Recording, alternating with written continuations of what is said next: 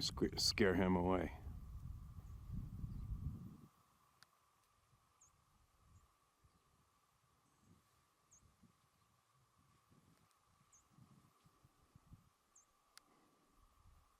All right. Back in the cave. Back in the cave. Got the dog at my feet. She's all relaxed, finally. So funny dogs, aren't they? Holy cow. When I leave here, word on the street is she becomes a different being altogether. And her life is not complete until I'm back. But I had to go get my back window replaced in my truck this morning, and then I had to go walk around for a couple hours, wait for it to get done. Probably could have used that couple hours to do nothing. Still gonna get caught up in myself. Now, you know, thinking, had some thoughts again today, sitting on a dock. You bounced the table there, puppy? I was sitting out on the pier in our town, doing lots of thinking. And I was thinking, you know, how many people out there, how many people do you know seem to be gliding through this lifetime flawlessly?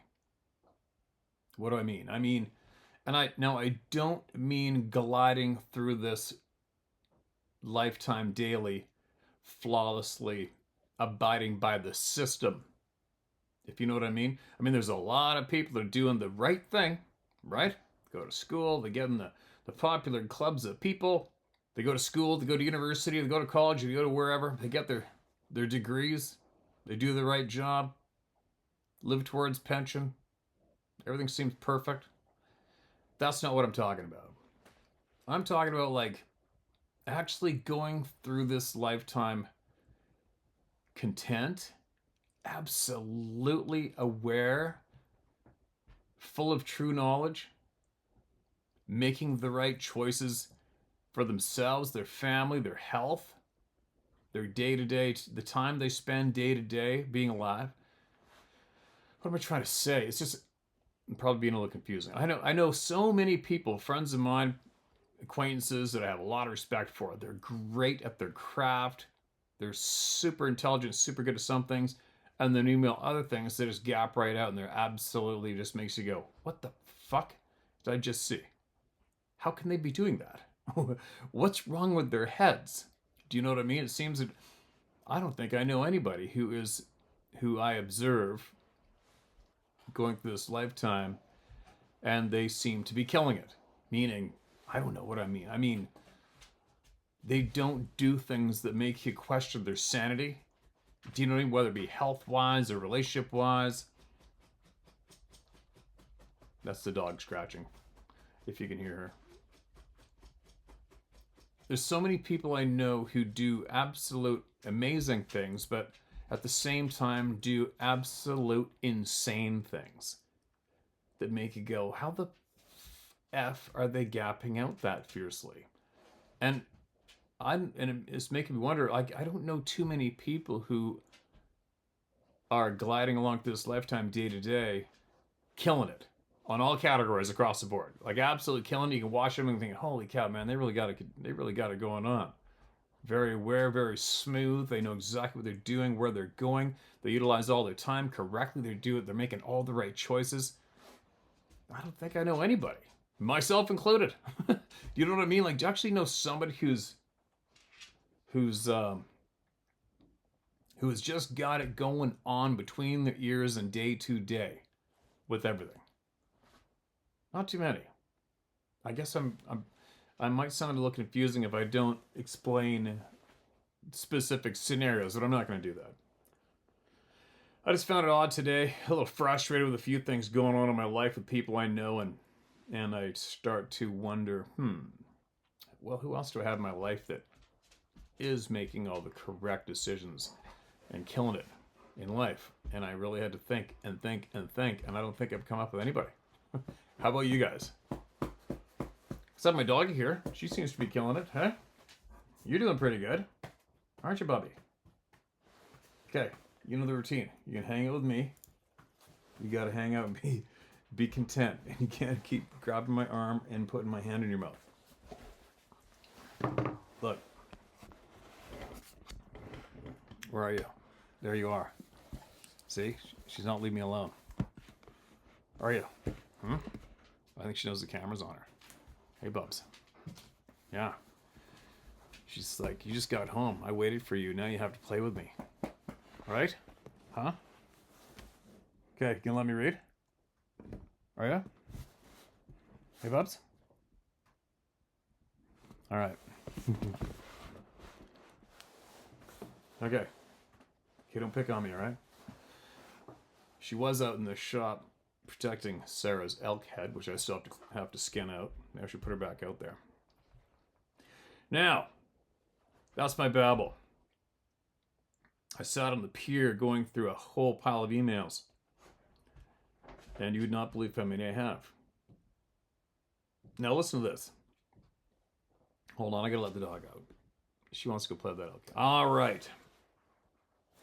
This email is titled, Mr. Pickle. May have read it, I don't know. Who knows? We'll see. And for all you who are confused, again, I have misplaced over 2,500 emails. I lost them out of my notes on my old phone when it got destroyed. It didn't back up onto the new phone. And all of the emails are marked as read in my inbox. And one inbox had 12,000 emails in it. That's just one. So here we go. So you're just going to have to put up with it. But, you know, like I said earlier, if it really makes you that angry, you can go get a refund for your ticket out the door. Hi, Steve. Please do not share my name or personal information as I am a scientist and don't wish to elaborate further on that. Okie dokie. Thanks so much for what you do. Reading the shares that help all the people is an admirable quality. I started watching your channel on the How to Hunt site initially because I was interested in harvesting a grizzly bear with my bow. You know, back then, the Sasquatch topic morphed into the facts channel. I figured if you could take the time to record these, I could then listen. I never missed one. I'm only writing in because I believe I can help the round table of knowledge. This is not hyperbole. At least what I've learned has helped me. Ignoring their presence as I did for many years earned me the self-given name Mr. Pickle. But I'm not a, quote, window licker, end quote. First of all, I live in a remote location in central mountains of Idaho and have experiences with Sabe since I moved here in '85. Prior to that, I was going to college obtaining several scientific degrees. Once he commented that no college taught wildlife biologists about Sasquatch, that is untrue. Because in a wildlife class, we studied the Patterson/Gimlin film and a discussion regarding Bigfoot for several days, and did a field trip in the California mountains looking for sign with many various ecosystems in ascending elevation. Well, I don't know. I mean, okay, they showed you the Patterson film and you went in the woods looking for sign like you would a gorilla, right?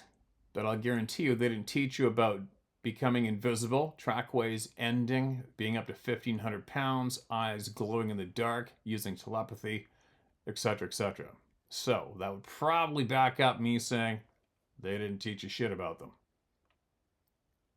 But thanks for that note anyway, sorry. I literally grew up fishing and trapping in 1959 and hunting later on. I started bow hunting around 12, but couldn't hunt legally until 14 in the eastern state where I was born.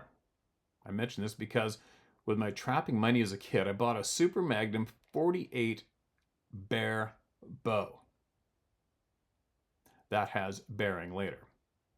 I loved that bow and harvested several whitetails with cedar arrows back then in the late 60s. Moving to my remote location in Idaho, all Sasquatch signs were visible, such as tree teepees and structures and sounds and various items like rare feathers and stones left on trails I frequented. I was oblivious, being skeptical, and now I know I was Mr. Pickle, then ignoring all the signs. I hunted wilderness areas in Idaho and wasn't satisfied to bow hunt unless I was several miles from the road. Ironically, signs were less frequent, and I can only remember one encounter by the dirt road bordering the Frank Church River of No Return Wilderness. It was around midnight, and I was trying to locate a bull for the following morning by cow calling. I dismissed the freight train in the brush as a moose. but know how it had to be a sabe. I was scared beyond belief. Body hair erect, and got in my 4x4 and hurried back to camp. Everyone comments on that feeling, how your gut lets you know they're there watching you, and how your hair stands up. I encountered this every night at my log cabin from mid-February 22 until mid-July 22. Every night. That's a bit of a much to take. Read on. This is coming along with my sighting and mind speak. My first vocalization was heard in 93 or 94, less than a mile from my cabin. I climbed into my tree stand about 30 minutes before light, anxiously waiting for the herd of elk I knew were near. As the sky was surrendering darkness for light, I heard them coming more loudly than normal. And then it happened. The loudest sound I've ever heard in a wild. It sounded like a peacock. So loud, I can only compare it to the volume of a giant speaker at a concert. It rattled through my chest. What the hell was that? I asked silently. Mortified, I waited to see what it was, and nothing materialized. And I walked home, mortified by what I heard. Holy shit, I said repeatedly as I walked home. Damn. I was never a pickle again. The continued subtle hints, such as owl hoots, which were always too loud, continued along with several loud smacks on my cabin walls throughout the following years. I had only a wood stove then and rarely ventured out at night except for moonlight walks in the winter. All this changed. When after having a chimney fire, I bought a wood-burning furnace located outside between my front and rear doors. Should be noted, I live in an area with a lot of elk.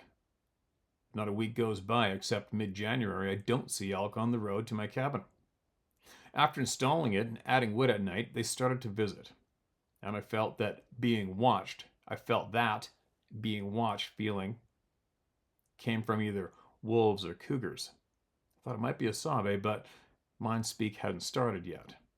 That scary feeling wasn't all the time in the beginning until mind speak began.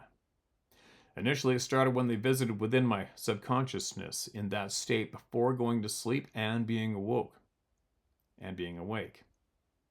I remember my first experience that they suggested. Put a bag of apples by the apple tree by the driveway. The following morning, awakening, I said, what the F? I don't put out food for wildlife. Feeding elk one winter changed that. Now, why a Sasquatch even came into my head and leaving food was totally bizarre to me. The following day, as I drove home to the cabin and drove by that apple tree and approached the swamp, I saw a cottonwood tree and thought, if you're real, break that tree off. I continued home and forgot about it. Why is there an ant on the mic? Get out of here. Probably came off my hornet's nest. Sorry. One more time. Quote, if you're real, break that tree off, end quote. I continued home and forgot about it. And the following day, the cottonwood was broken off approximately 7 feet off the ground. Another holy shit moment. As I looked at it, I thought maybe an elk broke it off, but inwardly I knew better. This time I thought, break that willow off. The willow was in the center of the swamp, surrounded by mud and water, as if in an island with a moat. Imagine my surprise when it was broken. Imagine my surprise when it was broken off 2 to 3 days later, 6 feet up. It was then I learned they heard me, and I heard them. About 1 month later, as I was walking a favorite trail adjacent to my cabin and was sitting on my Zen log taking a break, enjoying nature, I hear via mind speak, quote, leave an apple, end quote.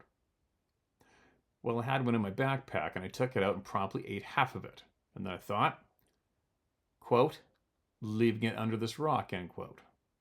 As I walked home, I'm questioning my sanity. Since it was July, other than taking my dog out at dusk, nothing happened. The following day, I decided to do my walk and took a break at the Zen log. I lifted the rock. The apple was gone. I thought a rodent or perhaps a raccoon took it, and then as I sat my back on the ground, I saw it. A bowstring neatly folded. It was not just any bowstring. It was a string 44 inches in length that went to my Super Magnum 48. I knew this because of brass knocks and silencers that I had put on the bowstring. It also had squeaky silencers that only go on a recurve or a longbow. I remember those. Silencers that have not been made in decades. I lost that exact spare bowstring in 1986, second year here, out of my fanny pack, and looked an hour for it back then, in and around my blind. I remember it because although I had a compound bow then, I had noticed a worn cable and took my short Super Magnum 48 recurve instead, thinking how cool it was going to be to take an elk with it. The bowstring the Sabe returned to me was 36 years old. I was so shocked, I couldn't believe it. I have neighbors that have lived in the vicinity, but no one still lives around here that was here then. There is no other explanation. The Zen log was a mile from that old hunting blind location where I lost my spare bowstring. They told me they had kept it in a cave that this clan lives in. The mind-speak conversation between us then was almost as normal as a normal conversation. I've asked many a question and have been told a lot. In fact, he/she told me is when I asked about time. They had no clue what I meant, but I was told time to them was by the moon phase. I was told that, quote, mean Sabe, end quote, are just like someone who's different in every human family. That one relative that doesn't fit in. My thanks to Owlman for helping me understand all of this. I know this is long and I apologize for its length. There are 3 Sabe in this clan, and I think it was a female that I spoke to the most. And yes, encountering them scares me. Or did, once a lot. My one and only visual was quick. I was coming in the house in November after putting wood on my fire and creeped out. All my body hair stands up rigid like wire, to quote you. And that moment at 45 feet or 5 meters, I see 2 big glowing yellow eyes 8 inches apart about 4 feet off the ground as I shine my flashlight. Instantly I think, cougar? Nope, wrong. Those 2 large eyes rise to 10 feet and it turns and disappeared into the brush bordering an outbuilding. Total sighting time, 1 to 2 seconds. I have seen 3 sizes of tracks, heard them many times, and have felt the earth literally shake as they run.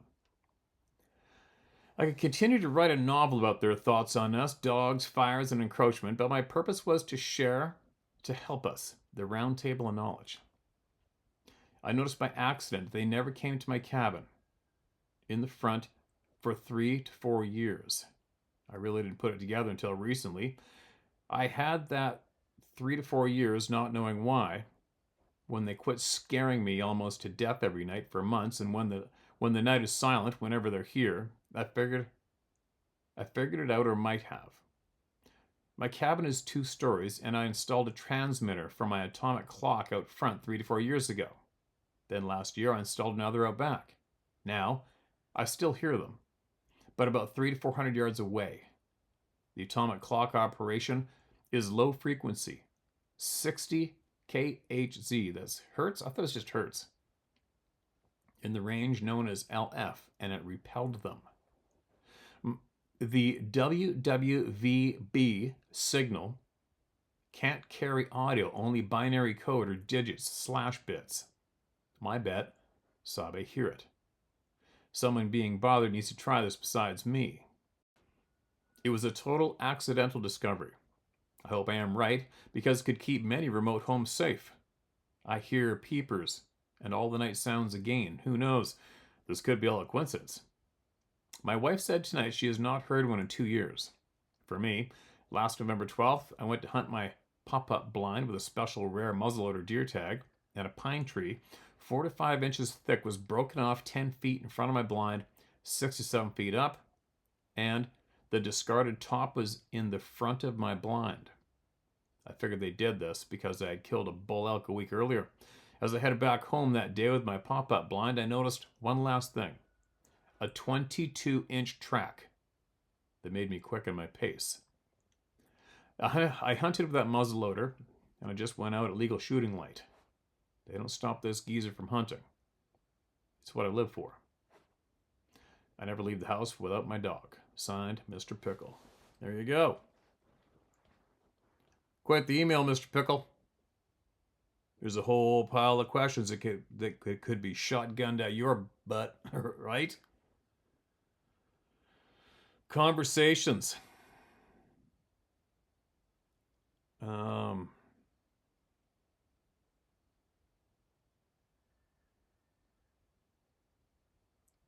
Hold on a minute here. Quote, what you said, the mind-speak conversation between us then was as almost as normal conversation.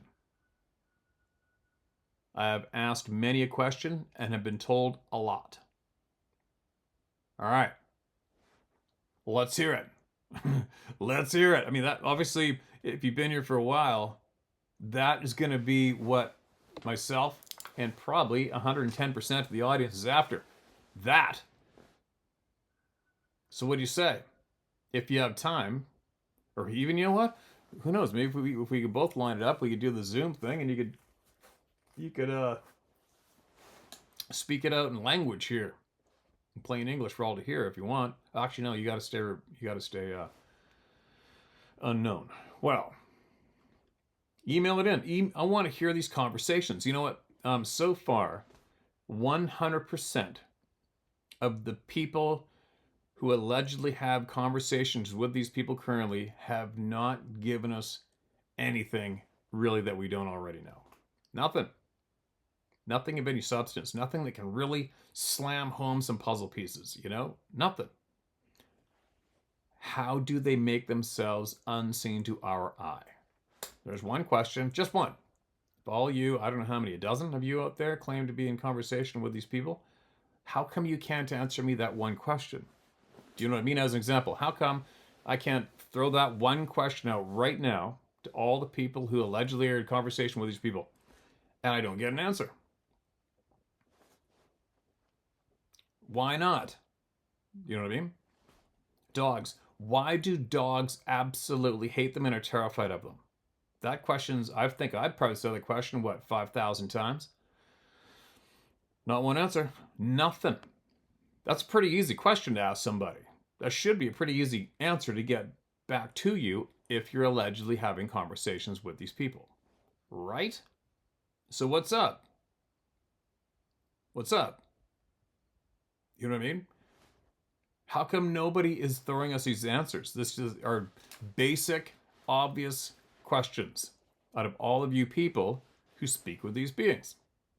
There's nothing threatening about it. There's nothing revealing about it. It's not going to take us to where they are. We're not going to harm them from somebody saying, hey, you know what? The people actually want to know what happens when your footprints in snow abruptly stop and go nowhere. Where are you going? How does that happen? That's not a offensive, insulting, get your back up question to ask anybody, right? And it should be quite an easy answer. I can go on, obviously, but let's see. Which one of you guys is going to deliver me some answers? Us, you know? It's amazing. Like, people will come on here, and I absolutely appreciate the original email here. I absolutely appreciate you big time. I'm super stoked and happy you sent your email. I'd love to hear more. Thank you. Big time. Big time. Now, talking in general to everybody, if you have the energy and you feel the urge, something is telling you to go out of your way to email all the people through me, why not give us some of the goods? Because that's pretty important to us. You know, why not? I don't know why. Okay, I'll stop on that. Moving along. Let's see what comes. I hope you email us back with a absolute straight answer to one of my past 3 questions. That question word for word and an answer that fits right behind it. You know, that'd be great. Next email, my native grandfather story. Dear Steve, thank you for your channel and all you do for the truth to be revealed, and thanks to all the people who share the stories out to the rest of us. Much respect. Please just use my first name only, as I'm probably already on every watch list. The scumbags have, lol. My story is more of a historical one, as it comes from my grandfather. Luckily, as I myself have never seen one of these beings, the only thing I've seen are big black cats, where they're not supposed to exist, lol. My grandfather's Native American, First Nations, and I used to ask him about everything. I was an inquisitive kid. I'd asked my grandfather about Sasquatch after a really cool biology teacher I had in school brought up the subject of Bigfoot and showed us the Patterson film. Grandpa smiled at me and said, "I don't believe them, but I'm damn sure scared of them, lol." I pondered on that for a bit. He had a way of saying things that would make us think, lol. I went back and asked him what he meant by that, and he relayed his memories. His dad, my great-grandfather, was hunting buddies with Teddy Roosevelt. And when Grandpa was a kid, they would go for dinner, cornbread and beans, and after the guys came home from the hunting trips. He listened to his father and the rest tell about things that happened to them out on their hunts or adventures. And he very matter-of-fact said that there are things in this world that are very hard to understand, but are indeed very real. Years later, I was reading about Teddy Roosevelt and the Rough Riders. I came across some writings about him when he was younger, and he was writing about what I believe was their encounter with Sasquatch. I was a little surprised to find historical writings about the same story my grandfather had told me about when I was a kid. To sum it up, as of yet, I'm not an experiencer, but I'm a knower, as I knew my grandfather to be straight up, no-nonsense kind of guy, and to top it off, I found the exact same story he related in my research on another topic. This is a real and rich history that the scumbags in charge have kept from we the people. It's time the people are made aware. Thank you for all you do, Melissa. Melissa, that is freaking crazy awesome. What are the chances, huh? Very interesting. I would have loved to have been a fly on the wall listening to their conversations of their hunts, or just being there to watch them on their hunts and adventures. Crazy. Yeah, the powers that be. I think I've answered my own question. One of my biggest questions, obviously, since the beginning, is why are we being lied to? How come they're not telling us the story? How come John Smith doesn't have that choice of whether or not he's going to expose his family to a 10-foot tall being in that forest over there, without knowing what went on a week before, earlier there, right? And I am, right now at this stage of the game, watching the world spin, I am 100% convinced that if the controllers decided to throw out the absolute truth of these people, that everything as we know it will unravel. Everything. That's what I truly believe at this stage of the game. Absolutely, I believe that. And that is absolutely why this is never, ever going to be publicly... What do some people think they're doing? They're getting it discovered. I'm sorry, it makes me laugh. I can't help it. I'm not being insulting. It just makes me laugh. At this stage of the game, when there's people out there who are aware of the topic, probably even seen one, and they think, we just have to discover it. You're missing it so... You're gapping so badly, if that's your position. Sorry. Oak Ridge, Tennessee. High strangeness in the secret city. Steve, I've been wanting to write in for a long time. Unfortunately, with the state of the economy, there doesn't seem to be much downtime to do anything at all. Yeah, isn't that ridiculous? At the urging of the comment section, though, here I am. This is a wild one. Buckle up, fellow club of no returners. I grew up in a very small town called Clinton, Tennessee. The next town over is another small yet fabled town called Oak Ridge, a.k.a. the Secret City, a.k.a. the Atomic Sky. Yes, this is the city of the Manhattan Project. In the 1940s, the nuclear bomb was built here. Evidence of a time past still can be seen if you know what to look for. Guard towers on every roadside leading into Oak Ridge were very much intact until the late 1990s. All the nuclear plants are still here, and more have sprung up since the end of the Manhattan Project, although I believe for a very different purpose. I grew up on a 23-acre farm, 4 miles from Oak Ridge as a small child. I was the eldest of 5 boys. We moved to Clinton when I was 5 years old in 1985. My dad worked 300 meters from the main gate of the Y12 plant itself. He was a sales manager at a Ford dealership in Oak Ridge. We always knew that this was a magical place, but wouldn't understand just how much so until we were way older. My first experience with anything you would call paranormal happened when I was 11 or 12 years old. Our land butted up against Tennessee Wildlife Resources Agency property and was nothing but forest, save the 8 acres we had clear that we kept a few quarter horses on. I'm reading it word for word. So, growing up, we had no shortage of forest to explore. We had a neighbor that was older than me by 2 years. He was always the ringleader of mischief. We had boundaries that we weren't supposed to cross as far as in the forest. But when the neighbor kid took the lead, it was as if he existed to defy authority. One day we'd been hunting in our well-known territory when he suggested we explore beyond the boundaries and down near the river that cut the property corner on the north side. Of course, me being the good son protested, but with the urging of my younger brothers and the demon child, I went along because what's the worst that could happen? After we had went a mile or so past the inlet and marked the boundary of our approved territory, we came upon a thick stand of pines. As we entered the pine thicket, the first thing we noticed is that there were holes that were made at the base of some of the biggest trees you could comfortably go inside and even had room to move around. As we moved further in, we noticed that there was about a 25 by 25 foot section of trees that had been broken off, 7 feet up. I was 12 years old. I didn't know anything about Bigfoot or Sasquatch.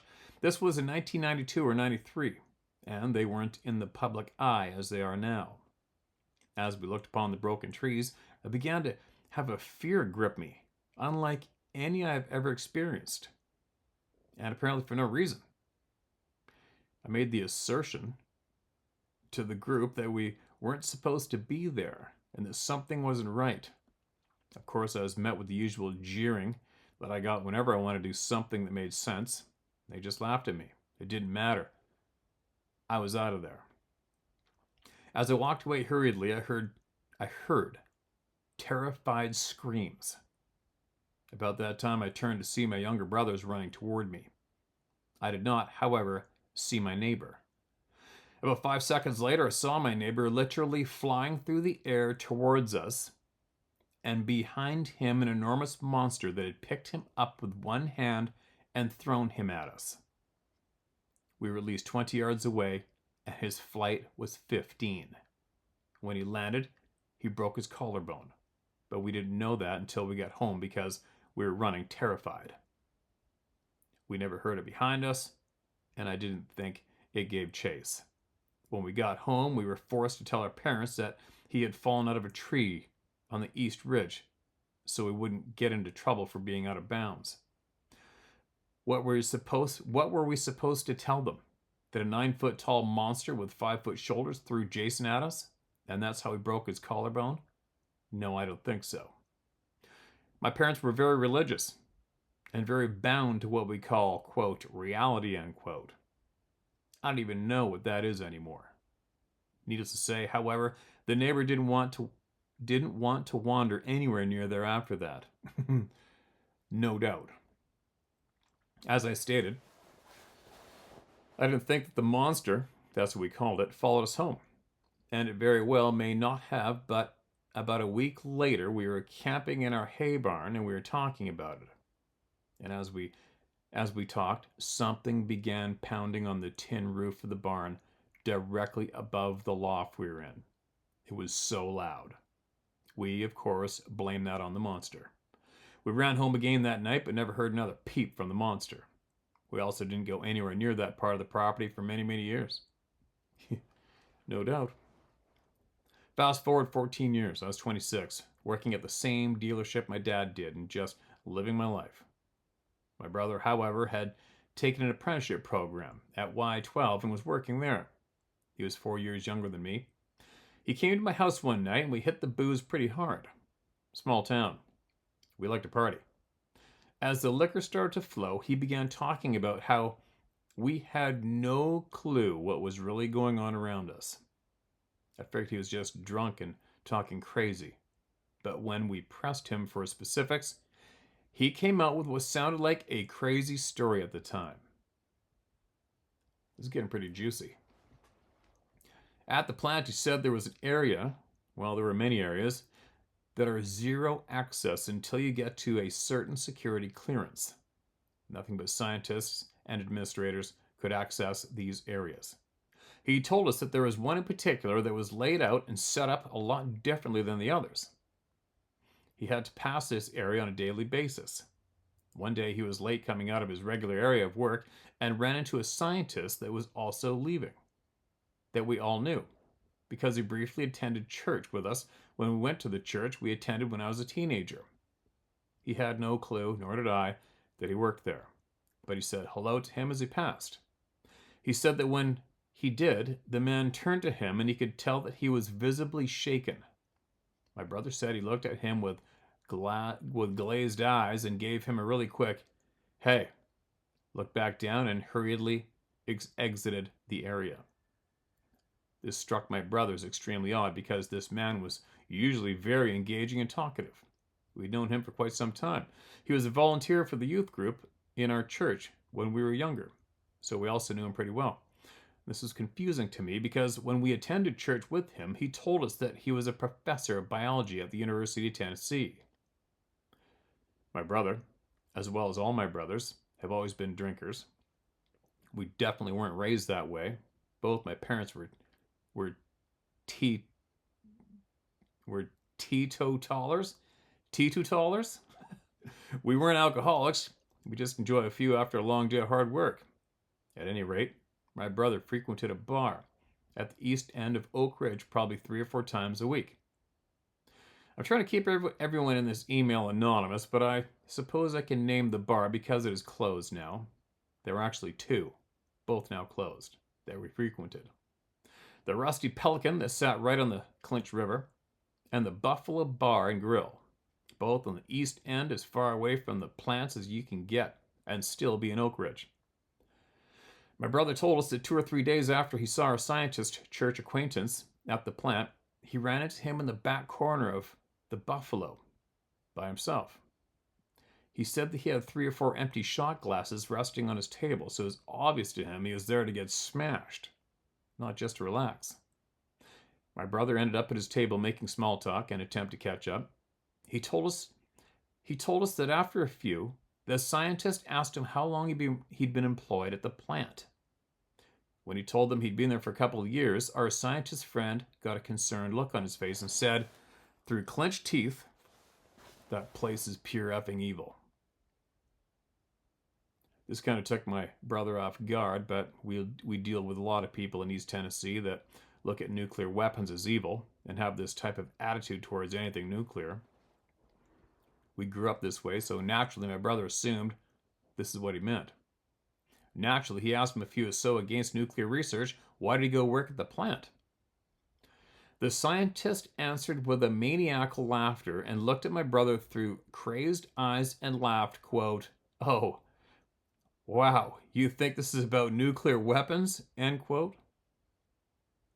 Of course, this piqued my brother's interest, and he wanted to know more, so he asked what was so bad about the place, if not the nature of what it was built for.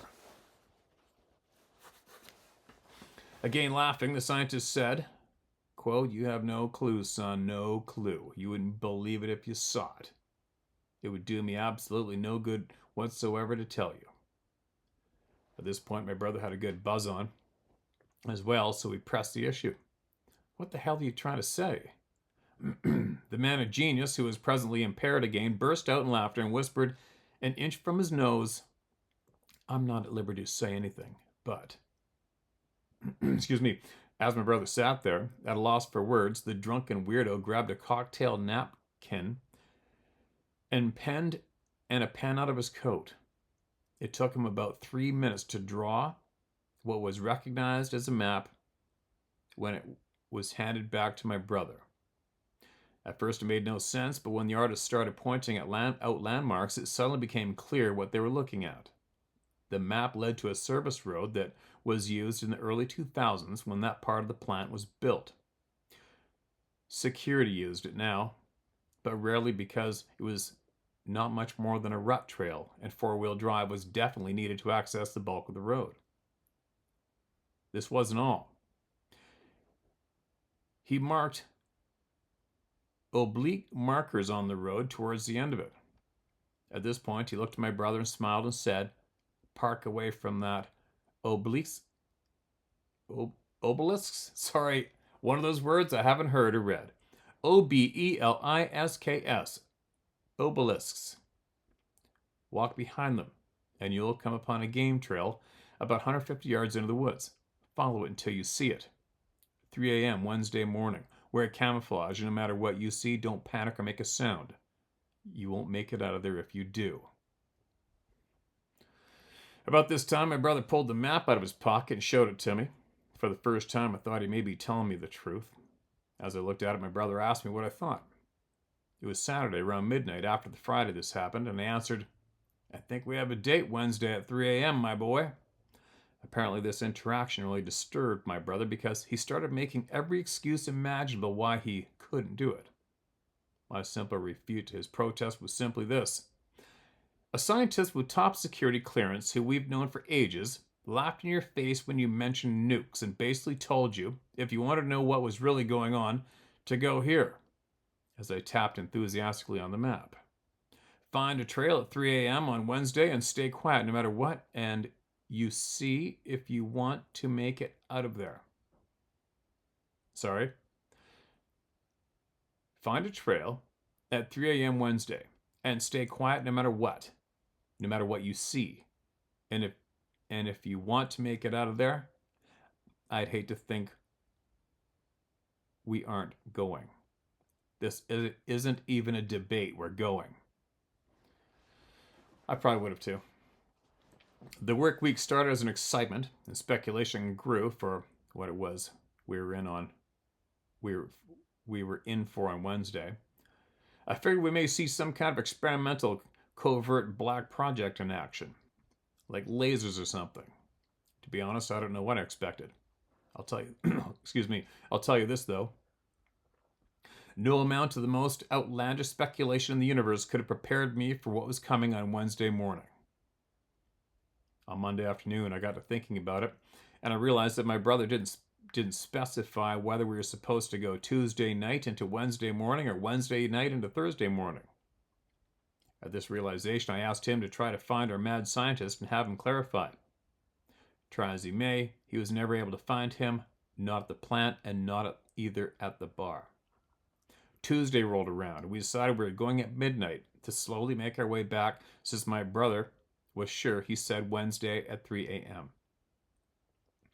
We got camoed out, broke out my cousin's face paints, and donned red glow headlamps and proceeded to the spot. We had a really hard time finding the obelisk markers in the dark with red lights, but at about 1:45 we found the entry point to the woods. We slowly made our way down the hill, and sure enough, a trail came into view roughly 150 yards straight in. We had a problem though. We walked into a trail that had no apparent starting point, and it ran west to east. We made our way onto it north to south. We had roughly 45 minutes to 3 and decided to head deeper into the woods to the west. At this point, it was lights out, slow going, feeling around in the dark. You couldn't see your hand in front of your face, and after a while I looked at my phone inside of my jacket, and it was 5 till 3, nothing in sight. Right about the point I was getting disappointed, 4 rectangular green lights began to illuminate about 175 yards from us, and I realized we were about 50 yards inside the wood line that sat 100 or 125 yards from a building with tiny rectangular windows that were increasing in the green glow. At the end of this building, there was a cage that was probably 75 by 75 yards or 225 feet by 225 feet. It looked to be around 30 or 40 feet high, maybe more, and this cage was heavy, heavy duty. I don't know for sure, but if I had to guess, it was constructed with 4-inch steel I-beam top to bottom. The cage was 3 times the width of the building, but on center, and there was what looked like a satellite dish that began to gather the green light like what was emanating from the windows around the outside of this, I don't know what to call it, but a dish. At this point, a low humming began to ring out, and as the lights got brighter, the sound got louder. 8 minutes before what I'm describing, you couldn't see a thing in those woods, and at this point, we were looking for cover 50 yards into the woods. We found a pile of large boulders and took cover behind them. About that time, I noticed there was a calf that had been let out a door into the courtyard or the cage. Right when I realized this calf was terrified and not moving from the door, there was this loud pop, pop, pop, sp, sp, SPT, SPT. And then what sounded like a head-on collision between 2 18-wheelers. The light shot to the ground, and out of a ring of bright green light emerged this massive creature. It had to be 10 feet tall with a dog's head, like a massive pit bull. Very short hair, and if this thing's shoulders were an inch across, they were 5 feet. It immediately noticed the calf and dropped to 4 legs from 2, jumped what had to have been 45 to 50 feet towards the poor calf. It stopped just short of it and got back up on 2 legs. It stepped towards the calf, and right about the time the calf tried to run, the dog creature grabbed it by the head and hatchet swung its calf. And hatchet swung this calf with one hand, brutally breaking its neck, but I don't think it killed it immediately. About that time, another pop, pop, pop, SPT, SPT crash, and when the light hit, another creature emerged from the circle. I don't even know how to describe this being. It was like a huge upright lizard, every bit as big as the dog monster, but it had claws that had to be 10 or 12 inches long. This creature hit all 4s and ran towards the dog, which still had the calf in its grip. If I didn't know any better, these creatures began to size each other up over who was going to get the calf. The lizard being struck out at the calf with its claws, and boy, it was on. These creatures lost all interest in the calf and went at each other full force. The screams, the growls were quite a ways away, and could still feel the sounds rattle your insides. We were getting ready to split, and again, pop, pop, pop, SPT, SBT, crash. But the circle of light manifested about 10 feet outside the fence. We looked at each other, turned, and hit the red lights and ran for our lives. We made it back to the road and began to hear something paralleling us in the woods. We shined a light in its direction a couple of times but saw nothing. We finally get back to the truck, and there's still something in the woods beside us. I shine my light one last time and see what looks like a what looks like a bridge troll peeking out from behind a tree. It freezes. We both clearly see it, but instead of pulling its head behind the tree, this freakish thing just dissipates, just like that. Needless to say, we got the hell out of there. Not a word was spoken until the next day.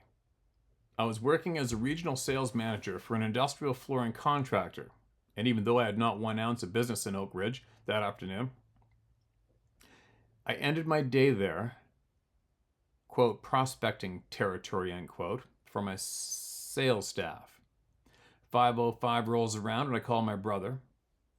My only words were buffalo or pelican. I heard pelican before he hung up, so I headed that way. I don't believe in coincidences. Not these days, anyway. We walked in, and lo and behold, guess who's sitting in the back by himself? That's right, the scientist. I was like, holy shit, brother, come on. We rushed his table, started rapid-firing questions in as low a voice as we could, considering the traumatic shock I believe we were still experiencing. And as we were bombarding him, he looked at us like we had grown goat horns and said, "Shh, boys, someone will think you all have went mad." So we shut up.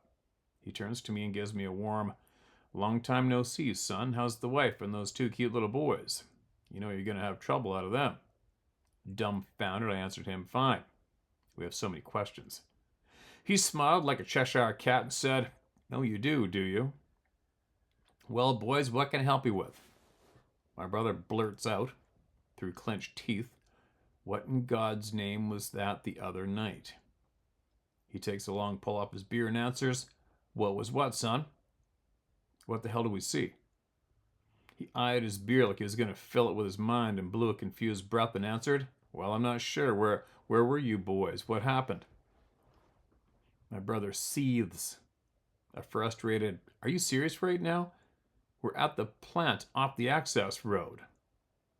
His eyes fill with recognition and concern, and with a very serious tone he answered, "You boys stay away from those access trails. You know, that's a nuclear plant. Hell, some of the nuclear experiments we're conducting.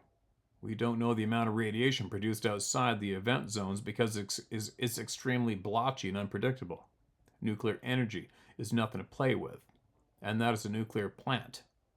We were astonished. Joey blurts out, "But you said," and was cut off with a sharp, "I said that is a nuclear research facility."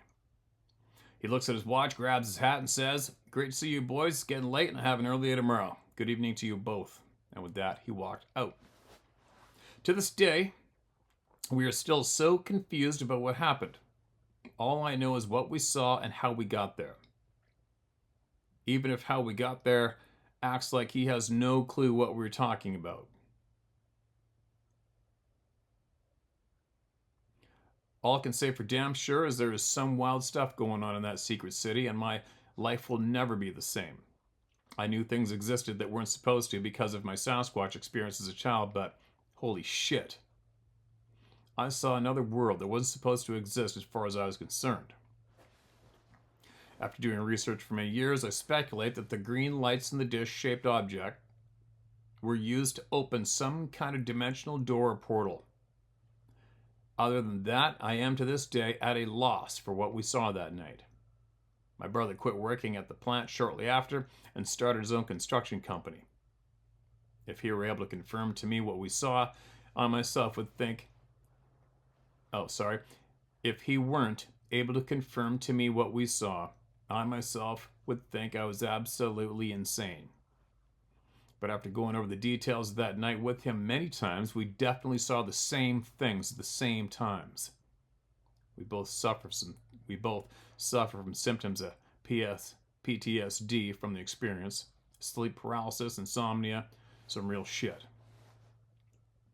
Thanks, Steve, for your service to the people and your dedication to a free society. Brighter days are ahead, I hope. Keep fighting the good fight and don't ever lose your nerve. I know the knife situation has you kind of shook. As I said earlier, there are no such things as coincidences. Kind regards, Ryan. Whew! And there's the story. Experience. Take from what you will or leave it. What's your gut say? Good at writing a tale, or did it really happen? We weren't there. I wonder if you guys would ever go back and do that again. Daylight. I wonder. You know, it's this stage of the game. There isn't too much... not too much sounds unbelievable to me today when it comes to this crazy-ass ride. Not too much, right? The more you listen, you make sure you listen to everyone. The more you listen to your guts, the more you learn and the more you realize. Right? Now, who else has seen something like that? Anybody? Anybody here who witnessed that same thing or maybe possibly been there, worked that plant? but you're too scared to admit it or write publicly about it, well, maybe think about it now. And you can share it to share my story at howtohunt.com. Because if there's more witnesses, there's more knowledge to be shared, we want to hear about it. If somebody is pulling this shit off during our lifetime, where we live, we deserve to know about it. There's no human being better than another. There's no human being that gets to be put in a place of being able to have and obtain all this knowledge, but the rest of the human beings aren't. That's bullshit, right? Not right. Whew. All right. Lots to chew on, isn't there? Lots to chew on, always. All right, what am I going to do now? When I walk away from here, after reading these emails, I don't just shut it off. I digest and think about everything I read during the rest of my day as I'm doing my thing. That's something else, right? Okay, I gotta get going. What am I gonna do now? Well, tomorrow Sarah's coming home this evening. She had to go to the big city, do some things, and then I have a friend coming over with an excavator here for the weekend. We're gonna demolish my property with an excavator. So, I think for the past over 2 weeks, all I can think about is going in and checking out all my trail cameras where those huge bull Roosevelt elk are. And I can't wait. So I actually talked to Sarah today and she agreed. We're going to get up tomorrow morning. We're going to drive out there and go get those SD cards and check it out. And maybe even see if I can finally, if that big, huge bull's still there, I might be able to call him in and get some awesome video of him. I think it's going to rain. I'm not sure. And then we're going to come home and then carry on getting caught up with everything I got to get done. I still got to run my boat in from out there. I got to run it 35 kilometers back into shore. Figure out where I'm going to put it. Got work's got to be done to it. Got to do that. My front property, it's going to be, I don't know how many trees are going to be stacked up for me to saw up and buck up at a firewood after this weekend. And here's another big one. For anybody familiar, it's considered the world's biggest fishing tournament in Mexico. The Bisbee Derby. And I was invited nearly a year ago to be a member of a team to enter the Bisbee Derby. And I said, okay. That's exciting. That's coming up. That'll be up in 2 weeks. And I'll be videotaping all that too. It'll be amazing to win that. Anyway, here I go. The link below for the decals, Sarah's stuff. I think I figured out how to put that link in the comment section below. It's highlighted as blue. You just got to click on it if you want any of these thingies here, which are all over the world. All over the world. Very interesting conversation starters. And my blacktail. Well, I'm going to put this one back on my truck window now. Cool. Because I just got my new window put in the back. So those links are highlighted in the video description below. There you go. We'll see what comes tomorrow. I have got a shit pile of emails in here not read. Shit pile. We'll be back tomorrow.